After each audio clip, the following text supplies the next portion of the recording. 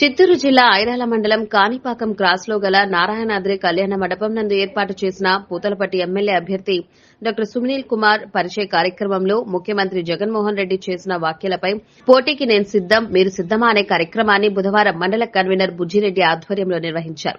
ఈ కార్యక్రమంలో ముఖ్య అతిథిగా పూతలపట్టు నియోజకవర్గ ఇన్ఛార్జ్ ఎమ్మెల్యే సునీల్ కుమార్ పాల్గొని మాట్లాడుతూ వ్యతిరేక పార్టీలు ఎన్ని ఆరోపణలు చేసినా జగన్మోహన్ రెడ్డి 175 స్థానాలు గెలుచుకోవడం ఖాయమని ఆయన తెలిపారు. తన సొంత మండలం ఐరాలలో గతంలో కూడా నాపై ప్రేమ ఆదరణలు చూపారని ఇప్పటికీ అదే రకంగా నన్ను ఆదరించి గెలిపించాలని ఆయన తెలిపారు. శ్రీ శిశు సంక్షేమ శాఖ రాయలసీమ జోన్ చైర్మన్ శైలజ మాట్లాడుతూ పూతలపట్టులో జరగబోయే ఎమ్మెల్యే ఎలక్షన్లో గతంలో కన్నా 30,000 పైచిలుకు మెజార్టీ సాధించాలని సునీల్ కుమార్ గెలుపు కోసం పనిచేయాలని ఆమె పిలుపునిచ్చారు. మండల జడ్పీటీసీ సుచిత్ర మాట్లాడుతూ జగన్మోహన్ రెడ్డి పెట్టిన నవరత్న పథకాలు ప్రజలకు అందాయని త్వరలోనే రైతులకు రుణమాఫీ దిశగా అంచనాలు వేస్తున్నట్లు ప్రజలకు అన్ని విధాల సహాయ సహకారాలు అందాలంటే తిరిగి రెండవసారి జగన్మోహన్ రెడ్డిని ముఖ్యమంత్రి చేసుకోవాలని ఆమె హితవు పలికారు. ఐరాల మండల కన్వీనర్ బుజ్జిరెడ్డి మాట్లాడుతూ సంక్షేమ పథకాలు మమ్మల్ని ప్రజల్లో ఆదరిస్తాయని జగన్మోహన్ రెడ్డిని ఎవరూ మర్చిపోలేదని మరోసారి జగన్మోహన్ రెడ్డిని ముఖ్యమంత్రిగా చేయడం కోసం ప్రతి ఒక్కరూ అహర్నిశలు కష్టపడి పనిచేయాలని ఆయన తెలిపారు. ఈ కార్యక్రమంలో ఎంపీపీ మోహన్, వైస్ ఎంపీపీ నిత్యా సురేష్ రెడ్డి, వైస్ ఎంపీపీ 2 రోజా ప్రభాకర్ రెడ్డి, సీనియర్ నాయకులు మోహన్ రెడ్డి, లోకేష్, నూతన్ ప్రసాద్, రమణ, వైఎస్ఆర్సీపీ నాయకులు కార్యకర్తలు పెద్ద ఎత్తున తరలివచ్చారు. మోసపూరితమైనటువంటి మాటలు ఒక తోడైన గుంపులాగా మన మధ్యలోనే ఉంటూ మనతోనే విభేదాలు పెట్టి మన పార్టీని కిందికి రావాలని చూస్తున్నారు. దానికి నిదర్శనమే ఈరోజు సాక్షాత్తు వైఎస్ కుటుంబంలో తెచ్చినటువంటి జైలుగా పార్టీని అధికారం తీసుకురావాల్సినటువంటి ఒక కసి మనందరూ కూడా కనిపించింది.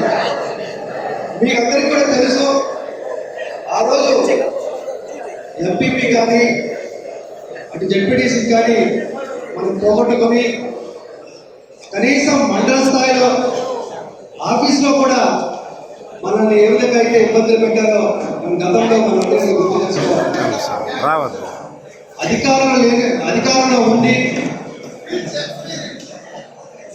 ప్రభుత్వ కార్యక్రమాల్లో ఏ విధంగా అయితే మనల్ని నెట్టివేసి కుర్చీలకి కింద దింపి ఆ రోజు ఏ విధంగా అయితే మన మీద అజమాయిషి చేశారో కూడా మనందరం చూసాం. ఆ రోజు మీ అందరూ కూడా వ్యక్తిగతంగా నా మీద అభిమానంతో, పార్టీ మీద అభిమానంతో ఆ రోజు మనం పోరాడాలి. వారిని ఆ గద్దె నుంచి దింపడానికి 5 సంవత్సరాలు ఇల్లు తిరిగాం. జగన్మోహన్ గారి ప్రభుత్వం వచ్చింది. ఈ 5 సంవత్సరాల్లో మనం అనేకమైనటువంటి అభివృద్ధి కార్యక్రమాలు కానీ సంక్షేమ కార్యక్రమాలు కానీ మన పల్లెలకి పరుగులు తీయించాం. మళ్ళీ ఎన్నికలు వస్తున్నాయి. ఈ 5 సంవత్సరాల్లో కొంత మార్పులు జరిగాయి.